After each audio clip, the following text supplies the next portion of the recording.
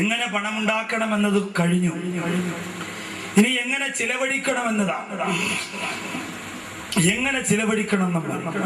ധാരാളം പണമുണ്ട്. നമുക്ക് ചില സഹോദരങ്ങൾക്ക് അറിയില്ല പണം എങ്ങനെയാണ് ചിലവഴിക്കേണ്ടത് എന്നറിയില്ല. എവിടെയാണ് ഈ പണം കൊടുക്കേണ്ടതെന്ന് അറിയില്ല. ആർക്കാണ് ഈ പണം കൊടുക്കേണ്ടതെന്ന് അറിയില്ല. പ്രിയമുള്ള സഹോദരങ്ങളെ, കാശുകാരെല്ലാവരും മാസത്തിൽ ഒരിക്കലെങ്കിലും ഒന്ന് RCCയിൽ പോകുന്നത് നല്ലതാണ്. ചികിത്സിക്കാൻ വേണ്ടിയിട്ടല്ല, രോഗികളെ ഒന്ന് കാണാൻ വേണ്ടിയിട്ട് പോകണം. ചില സഹോദരിമാരുണ്ടല്ലോ, വെള്ളിയാഴ്ച തിരുവനന്തപുരം സിറ്റികളുടെ പള്ളികളുടെ മുമ്പ് വന്നിരുന്നിട്ട് ഷാള് വിരിച്ചിട്ട് അവിടെ ഇരിക്കും. നിസ്കാരം കഴിഞ്ഞിറങ്ങി പോകുന്നവനിട്ട് കൊടുക്കുന്ന 2 രൂപയുടെ തൊട്ടുകൾ പറക്കിയെടുത്ത് RCCയിലേക്ക് ഓടി വന്നിട്ട് 10,000 രൂപ അടക്കേണ്ടുന്ന മരുന്ന് ഷോപ്പിൽ പോയിട്ട് 1000 രൂപ അടച്ചിട്ട് ബാക്കി വൈകുന്നേരം 4 മണിക്ക് തരാമെന്ന് പറഞ്ഞ് ഭർത്താവിന്റെ മരുന്നിന് വേണ്ടി കാത്തിരിക്കുന്ന എത്രയോ പാവപ്പെട്ട സഹോദരങ്ങളുണ്ട്, സഹോദരിമാരുണ്ട്. അല്ലാഹുവേ, പടച്ചവനെ, അത്തരം അവസ്ഥകളെ തൊട്ട് ഞങ്ങളെ നീ കാത്തിരക്ഷിക്കണേ അല്ലാ.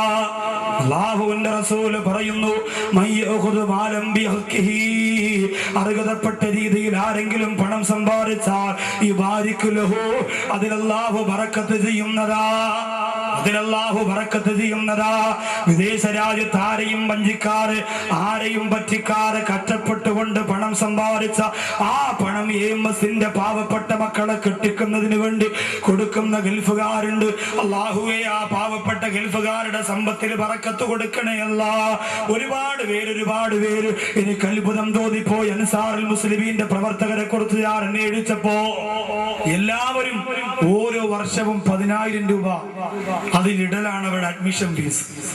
എനിക്ക് അൻസാറുൽ മുസ്ലിമീനിൽ പ്രവർത്തിക്കണമെങ്കിൽ ആദ്യം മുസ്ലിയാരെ പേരെന്തെന്നല്ല ചോദിക്കുക, ആദ്യം 10,000 രൂപ തരാനാ പറയാം. ആദ്യം അവരിൽ നിന്ന് പണം ഇറക്കിയെങ്കിലേ എന്തുണ്ടാവുള്ളൂ, ആ പരിപാടിക്ക് കഷ്ടപ്പെടാൻ ഒരു മനസ്സ് വരുള്ളൂ. കസേരയിട്ടുകൊണ്ട് കാലുമേട്ട് ഒപ്പിടാൻ ഒരു സെക്രട്ടറി ആണെങ്കിൽ ഇഷ്ടംപോലെ സെക്രട്ടറിമാരുണ്ട്. അതുകൊണ്ടാണ് പള്ളികളിൽ ഇലക്ഷൻ അധികരിക്കുന്നത്. കമ്മിറ്റിയിൽ നിൽക്കണമെങ്കിൽ 50,000 രൂപ കെട്ടിവെക്കണമെന്ന് പറഞ്ഞാൽ ഒരാളും ലോകത്ത് സെക്രട്ടറി ആവൂല, ഒരാളും ലോകത്ത് പ്രസിഡന്റ് ആവൂല, ഒരാളും എന്റെ പ്രിയമുള്ളവരെ ഇലക്ഷനിൽ നിന്ന് മത്സരിക്കുന്ന അവസ്ഥയിലേക്ക് എത്തൂല. എന്നതുകൊണ്ടല്ലേ പണം കൂടുമ്പോഴാണ് അടിയുണ്ടാവുന്നത് ചെലവഴിക്കുന്ന വിഷയത്തിൽ. ചില സ്ഥലത്തൊക്കെ 5-6 ചെറുപ്പക്കാര് കൂടിയിട്ട് പറയും, ബാക്കവി അല്ലെങ്കിൽ കാഞ്ഞാറുസ്താറെ ആരെങ്കിലും ഒന്ന് വരണം, 2 ദിവസത്തെ പരിപാടി വെക്കണം, പാവപ്പെട്ടവരെ കെട്ടിക്കാനാണ് എന്ന് പറഞ്ഞുകൊണ്ട് ഡേറ്റൊക്കെ വായിക്കും. എന്നിട്ട് വലിയ നോട്ടീസും പോസ്റ്ററും ഒക്കെ അടിക്കുമ്പോ തന്നെ ആൾക്കാർ പറയും, ഉഷാദ് ബാക്കവിയാണോ വരണത്, സുന്നിയല്ല, സുന്നത്ത് ജമാഅത്തല്ല, വെറുതെ അതും ഇതൊക്കെ പറഞ്ഞ് നാട് നശിപ്പിക്കും, അതുകൊണ്ട് വേണ്ട എന്ന് പറഞ്ഞൊക്കെ ഫിത്തിനെ ഫസാദൊക്കെ പറയും. അവസാനം കാഞ്ഞാറ് ബാക്കവിയാണോ പറഞ്ഞത്, അവലികാരനാണ്, EP ഉസ്താദാണ് പറഞ്ഞത്, അയാൾ ശരിയല്ല, അങ്ങനെയാണ് ഇങ്ങനെയാണ് ഒക്കെ പറഞ്ഞ് ആരെ കുറിച്ചാണെങ്കിലും പറയും, ഹുസൈൻ ഫാദിൽ ഉസ്താദിനെ കുറിച്ചാണെങ്കിലും പറയും. പക്ഷെ ഷർട്ടൊന്ന് മാറ്റിയിടണം, അതെനിക്ക് എന്നിട്ട് ഇത് വിട്ടുണ്ടെങ്കിൽ വടക്കോട്ട് പോയാൽ മതി, അവലികാരനാന്ന് പറയും. വല്ലാഹി പറയും, പ്രസംഗം എന്തെന്നല്ല നോക്കുന്നത്, വേഷം എന്തെന്ന് നോക്കും. ജുബ്ബയാണെങ്കിൽ തീർന്നു, ഖത്തം ഹോവയാ, പിന്നെ ജീവിക്കാൻ പറ്റൂല, പിന്നെ ഞാൻ തലയിൽ കെട്ടാത്തതുകൊണ്ട് കെട്ടറിയാൻ പറ്റൂല. അതുകൊണ്ടാ ഇന്നത്തെ അവസ്ഥ ഏതാ പ്രിയമുള്ളവരെ?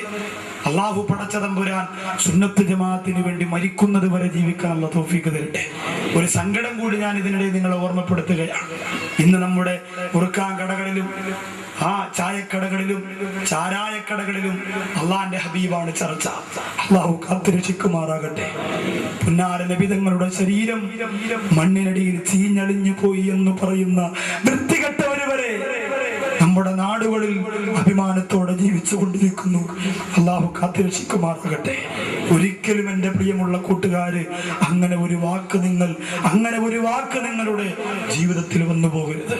അള്ളാന്റെ റസൂലിന്റെ ശരീരം പോട്ടെ, മസ്ജിദുൻ നബവിയുടെ മണ്ണൊന്ന് മാന്തി നോക്കിയാൽ സഹാബത്തിന്റെ ശരീരത്ത് പോലും ചിതലും പുഴുവും ഉറുമ്പ് പോലും മരിച്ചിട്ടുണ്ടാവൂല, സഹാബത്തിന്റെ ശരീരം. പിന്നെ എങ്ങനെയാണ് നമ്മുടെ പൊന്നാര ഹബീബിന്റെ ശരീരം പുഴുത്തെറിഞ്ഞു പോയെന്ന് പറയുന്നത്?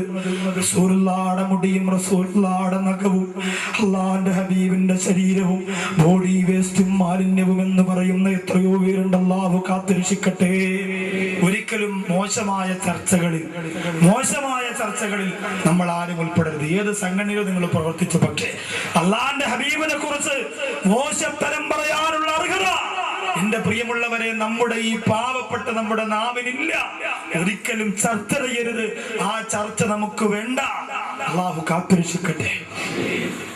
മരിക്കുന്നത് വരെ അള്ളാന്റെ ഹബീബിന്റെ മുഖം കണ്ടു മരിക്കാനുള്ള സുന്നത്ത് ജമാഅത്തിന്റെ പ്രവർത്തനങ്ങൾ നടത്തുക, അതുമാത്രം തിരഞ്ഞെടുക്കുക. അള്ളാഹു തൗഫീഖ് തരട്ടെ. അള്ളാഹുവിന്റെ റസൂലായ പ്രവാചകർ പറയുകയാണ്, അർഹതപ്പെട്ട രീതിയിൽ ആരെങ്കിലും പണമുണ്ടാക്കിയാൽ അവനാ പണത്തിൽ അള്ളാഹു ബറക്കത്ത് കൊടുക്കുന്നതാ. പണം പെട്ടെന്ന് വരുമ്പോഴാണ് ചർച്ച കൂടുക. 3-4 കുട്ടികൾ അങ്ങനെ മതപ്രസംഗം വെച്ച് ഒരുപാട് പൈസയൊക്കെ ആകുമ്പോ പള്ളിക്കമ്മിറ്റിക്കാര് വരും, നാട്ടുകാര് വരും, പാപ്പുമാരെ എതിർത്തവരൊക്കെ വരും. മക്കളെ, നമുക്കൊരു യോഗം ചേർന്നിട്ട് അത് എങ്ങനെ ചെലവഴിക്കണം എന്ന് ആലോചിക്കാം. മക്കള് പറയും, വാദം നടത്താൻ നേരത്ത് നിങ്ങൾ ആരെയും കണ്ടില്ലല്ലോ, പൈസ വന്നപ്പോ ഇപ്പൊ മരിക്കാൻ കിടക്കണവരൊക്കെ എണീച്ച് വരികയാണല്ലോ എന്ന് ചോദിക്കുന്ന കാര്യം എല്ലായിടത്തും അതാ. പണമില്ലാത്ത ഫണ്ടുണ്ടെങ്കിൽ ആ പള്ളിയിൽ കമ്മിറ്റിക്കാരില്ല, ആ സംഘടനയാളില്ല. ഒരു സ്ഥലത്തും അങ്ങനെ പണമില്ലെങ്കിൽ ആളില്ല. നിങ്ങൾ പോലും നിങ്ങൾ ഓച്ചിറയിൽ 1 രൂപ കൈയെടുക്കാനില്ലാത്ത പാവപ്പെട്ടവനാണെങ്കിൽ നിങ്ങളെ കണ്ടാൽ സലാം പറയുന്നവർ വരെ കുറവാണ്. അല്ലാഹു കാത്തുരക്ഷിക്കട്ടെ. പാവപ്പെട്ടവരെ ഒരിക്കലും അവഗണിക്കരുത്. പണം അല്ലാഹുവാണ് തരുന്നത്. പോക്കറ്റിന്റെ അകത്ത് 1000ന്റെ നോട്ട് കെട്ടുള്ളവരോട് മാത്രം സലാം പറയുന്ന സമ്പന്നവർഗത്തിനോട് പ്രത്യേകമുള്ള താല്പര്യം എന്റെ സഹോദരങ്ങളുടെ മനസ്സിലുണ്ടാവാൻ പാടില്ല. അല്ലാഹു നമ്മെ കാത്തുരക്ഷിക്കട്ടെ. പൊന്നാര നബി തങ്ങൾ പറയുന്ന അർഹതയില്ലാത്ത രീതിയിൽ ആരെങ്കിലും പണം സമ്പാദിച്ചു പോരാ, അവന്റെ ഉദാഹരണം പൊന്നാര നബി തങ്ങൾ പറയുന്നു, വയറ് നിറച്ച് കഴിച്ചിട്ടും വയറ് നിറക്കാത്തവനെ പോലെയാണ്. ഹറാമായ രീതിയിലൂടെ പണം സമ്പാദിക്കുന്നവന്റെ ഉദാഹരണം, വയറ് നിറച്ച് ഭക്ഷണം കഴിക്കും, എന്നാലും അവന്റെ വയറ് നിറയുകയില്ല. അതാണ് ഒരുപാട് പണമുണ്ടായിട്ടും സമാധാനമില്ല, ഒരുപാട് സുഖമുണ്ടായിട്ടും സമാധാനമില്ല. ഖുർആൻ പറയുന്നു, വൈലുൽ ലികുല്ലി ഹുമസത്തിൽ ലുമസ അല്ലദീ ജമഅ മാലൻ വഅദ്ദദ. അല്ലാഹു പറയുകയാണ്, ഏറ്റവും മോശമായ നാശം കൊടുത്തുകൊണ്ട്, ഏറ്റവും മോശമായ നരകം കൊടുത്തുകൊണ്ട് അല്ലാഹുവിന്റെ ഖുർആൻ അടിവരയിട്ടുകൊണ്ട് പറയുന്നു, അല്ലദീ ജമഅ മാലൻ വഅദ്ദദ. പണം ഒരുമിച്ച് കൂട്ടുന്നവരും എല്ലാ ദിവസവും അതിനെ എണ്ണി നോക്കുന്നവരും നരകത്തിലാണെന്ന് അല്ലാഹുവിന്റെ ഖുർആൻ പറയാം. ഒരുമിച്ച് കൂട്ടുന്നവരും എണ്ണി നോക്കുന്നത് പല രീതിയിലാ. ഇന്ന് 1 ലക്ഷം രൂപയ്ക്ക് നിങ്ങൾ പറയുന്നത് എത്ര രൂപയെന്നാ? 1 രൂപയെന്നാ. കച്ചവടം നടന്നോടാ, പോരാ 5-6 രൂപയുടെ കച്ചവടം നടന്നു എന്ന് പറഞ്ഞാൽ 5-6 ഗുണവയുടെ കച്ചവടം അല്ല നടന്നത്, 6 ലക്ഷം രൂപയുടെ ബിസിനസ്സാണ് നടന്നത്. പണ്ട് കാലത്തുള്ളവർ അങ്ങനെ പറയൂല. ഇന്ന് കാശ് കൂടിയപ്പോ 1 ലക്ഷം രൂപ പണ്ടുള്ള 1 രൂപയുടെ സ്ഥാനത്താണ്. അതുകൊണ്ടാണ് എത്ര രൂപ കിട്ടിയടാ? 10 രൂപ കിട്ടിയടാ എന്ന് പറഞ്ഞാൽ 10 ലക്ഷം രൂപ കിട്ടിയെന്ന, 10 ലക്ഷം രൂപ കിട്ടിയെന്ന. പിന്നെ നോട്ടിനെ നമ്മൾ എണ്ണുന്നതോ താവ്, തോവ്, തിലു, തട്ടല്, തടവല്, നുണക്കല്, വലിക്കല്, തുടിക്കല്. പൈസ എണ്ണിട്ടില്ലേ? ഇതുപോലും തെറ്റാ, ഇങ്ങനെ എണ്ണാൻ പാടില്ല. നമ്മളെന്താ കരുതിയത്? കോഡ് ഭാഷ എന്നാ പറയാ. ഓച്ചിറയിൽ ഒരുപാട് കോഡ് ഭാഷ ഉണ്ട്, എനിക്കറിയാം. താളനും താളി എന്തോ ഓച്ചിറ സ്പെഷ്യലായ കുറച്ച് വാക്കുകളുണ്ട്. ഇപ്പൊ കുറച്ചു കാലമായിട്ട് ഓച്ചിറ ഭാഷ പഠിച്ചുകൊണ്ടിരിക്കുക. വെട്ടി വെയിലത്ത് വെക്കലും അങ്ങനെയുള്ള കുറെ പ്രത്യേക ഡയലോഗുകളുണ്ട്. അള്ളാഹു പടച്ചതമ്പുരാൻ ഈ അൻസാറുൽ മുസ്ലിമീൻ സാധു സംഘം പോലെ ഓച്ചിറയുടെ പ്രദേശങ്ങളിൽ നിറഞ്ഞു കവിയുന്ന മനസ്സിൽ ആത്മാർത്ഥതയുള്ള ഇഖ്ലാസുള്ള പ്രവർത്തകർ അല്ലാഹു രക്ഷപ്പെടുത്തട്ടെ. ഒരു പാവപ്പെട്ടവൻ മുമ്പ് നിന്ന് പൊട്ടിക്കരഞ്ഞാൽ ആ കണ്ണുനീര് കണ്ടിട്ട് പെട്ടെന്ന് കൂട്ടുകാരെ ഒന്ന് ഫോൺ വിളിച്ചു പറഞ്ഞിട്ട്, നീ 100 ഇട്, ഞാൻ 500 ഇടാം എന്ന് പറഞ്ഞ് പൈസ പിരിച്ചിട്ട് പലിശക്കെടുക്കാൻ പോകുന്നവന്റെ കയ്യിൽ കാശ് കൊണ്ട് കൊടുത്തിട്ട് ഇതിരിക്കട്ടെ എന്ന് പറയാനുള്ള മനസ്സ് ഈ കാലഘട്ടത്തിൽ 100 രൂപയ്ക്ക് വേണ്ടി ഉമ്മയെ കൊല്ലുന്ന കാലഘട്ടത്തിൽ ഒരു വിഭാഗം ചെറുപ്പക്കാർക്കുണ്ടെങ്കിൽ പ്രിയമുള്ളവരെ, അത് വളർന്നു വരണം. കഴിഞ്ഞ വർഷം 4 മക്കളെയാണ് കെട്ടിച്ചു വിട്ടതെങ്കിൽ ഇപ്രാവശ്യം അത് 5 മക്കളായി മാറണം. അല്ലാഹു അനുഗ്രഹിക്കട്ടെ. അടുത്ത വർഷം അത് 10 മക്കളായി മാറണം.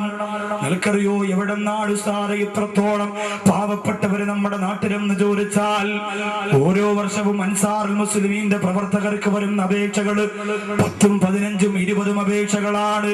ഒരു സഹോദരൻ പറഞ്ഞതാ, കഴിഞ്ഞ വർഷത്തെ നിക്കാഹിന് വേണ്ടി വേണ്ടി ഒരു വീട്ടിൽ അന്വേഷിക്കാൻ വേണ്ടി ചെന്നതാ. ആരപേക്ഷ കൊടുത്താലും അൻസാർ മുസ്ലിമിന്റെ മക്കള് പൈസ കൊടുക്കൂല. പിന്നെ എന്ത് ചെയ്യും? ആ പേരും അഡ്രസ്സും നോക്കിയിട്ട് അവർ അന്വേഷിക്കാൻ പോകും.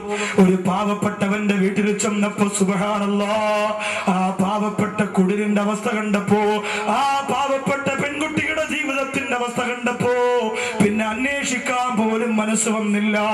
ആ സമയത്ത് തന്നെ ഉറപ്പിച്ചുകൊണ്ട് മടങ്ങി വന്നുപോയി. ഇങ്ങനെ നൂറുകണക്കാറ് ഭവനങ്ങള് കേരളത്തിന്റെ പല ഭാഗത്തുമുണ്ട് സഹോദരാ. പൊന്നുമോളെ കെട്ടിക്കുമ്പോ 100 കിലോ സ്വർണം കൊടുത്തിട്ട് MG ശ്രീകുമാറിന്റെ ഗാനമേള നടത്തുന്ന പ്രിയപ്പെട്ട സമ്പന്നവർഗത്തിലെ ഉപ്പമാരെ, അതിൽ നിന്ന് 1 പവൻ സ്വർണ്ണാഭരണം പാവപ്പെട്ട പെൺകുട്ടിക്ക് വേണ്ടി മാറ്റിവെച്ചിരുന്നെങ്കിൽ അള്ളാഹുവിന് എത്ര സന്തോഷമാകുമായിരുന്നു. നിനക്ക് അള്ളാഹു പടച്ചതമ്പുരാ തന്നതിന് പകരം പാവപ്പെട്ടവർക്ക് കൊടുക്കാനുള്ള മനസ്സ് നിനക്ക് വരുമ്പോ അള്ളാഹു ഇനിയും ഇനിയും നിനക്ക് തരുമല്ലോ. അതുകൊണ്ട് സഹോദരാ, പാവപ്പെട്ടവരെ അവഗണിക്കല്ലേ. കാശില്ലാത്തവനെ കല്യാണത്തിന് വിളിക്കൂല, ഹജ്ജിന് പോയാൽ പാവപ്പെട്ടവരോട് യാത്ര ചോദിക്കൂല, വീട്ടിൽ ഒരു ഫംഗ്ഷൻ നടന്നാൽ നാട്ടിലുള്ള സാധുക്കളെ ക്ഷണിക്കൂല. കാശുള്ളവൻ മാത്രം മതിയെന്ന് തീരുമാനിക്കുന്നത് അപകടമാണ്. എത്രയോ പാവപ്പെട്ടവരുണ്ട്, എത്രയോ സാധുക്കളുണ്ട്. അവരെ സാധുക്കളാക്കിയതാരാ?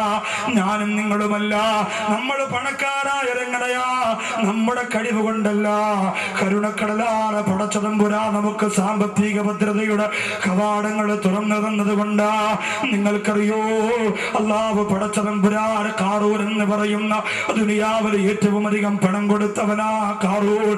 ആ ഖാറൂന്റെ വീട്ടിലെ നായയുടെ കഴുത്തിൽ കെട്ടുന്ന ചങ്ങലയുടെ വില പോലും ഓച്ചിറയിലുള്ള ഏറ്റവും വലിയ സമ്പന്നവർഗത്തിന് അല്ലാഹു തന്നിട്ടില്ല. ആ ഖാറൂൻ എന്ന് പറയുന്ന മനുഷ്യനോട് അല്ലാഹു പറഞ്ഞതെന്താ? വബ്തഗീ ഫീമാ അതാക അല്ലാഹു ദാറൽ ആഖിറ